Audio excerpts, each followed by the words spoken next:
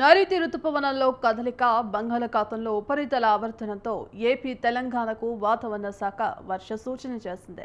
2 రోజుల పాటు భారీ వర్షాలు కురిసే అవకాశం ఉందని తెలిపింది. కామారెడ్డి, వికారాబాద్ జిల్లాలకు రెడ్ అలర్ట్ జారీ చేయగా ఏపీలో భిన్న వాతావరణ పరిస్థితులు ఉంటాయని వెల్లడించింది. బంగాళాఖాతంలో ఏర్పడిన ఉపరితల ఆవర్తనంతో 2 రోజుల పాటు తెలంగాణలో మెరుపులు, ఉరుములతో కూడిన భారీ వర్షాలు కురిసే అవకాశం ఉందని హైదరాబాద్ వాతావరణ కేంద్రం వెల్లడించింది.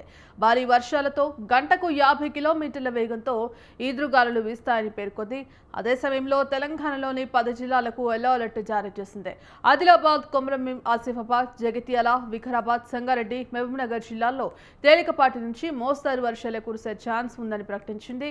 ఈదురుగాలులు గంటకు 50 కిలోమీటర్ల వేగంతో వీచే ఛాన్స్ ఉందని అప్రమత్తంగా ఉండాలని హెచ్చరికలు జారీ చేసింది ఐఎండీ.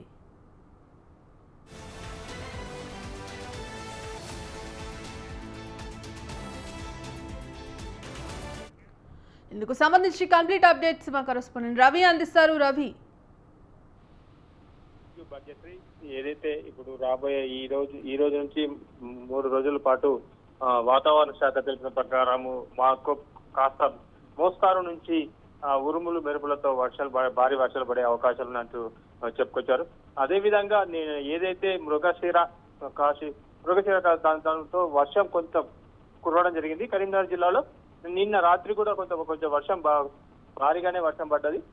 దాంతో పాటు అంటే ఇప్పుడు కొంత చల్లబడడంతో వాతావరణ శాఖ కొంత వాతావరణం అయితే చల్లబడినట్టు క్లియర్ గా తెలుస్తుంది. ఉమ్మడి కరీంనగర్ జిల్లాలో మాత్రం రాబోయే 3 రోజుల్లో కొంచెం మోస్తారు నుంచి భారీ వర్షాలు పడే అవకాశాలు ఉన్నట్టు వాతావరణ సూచన చెప్పుకొచ్చారు.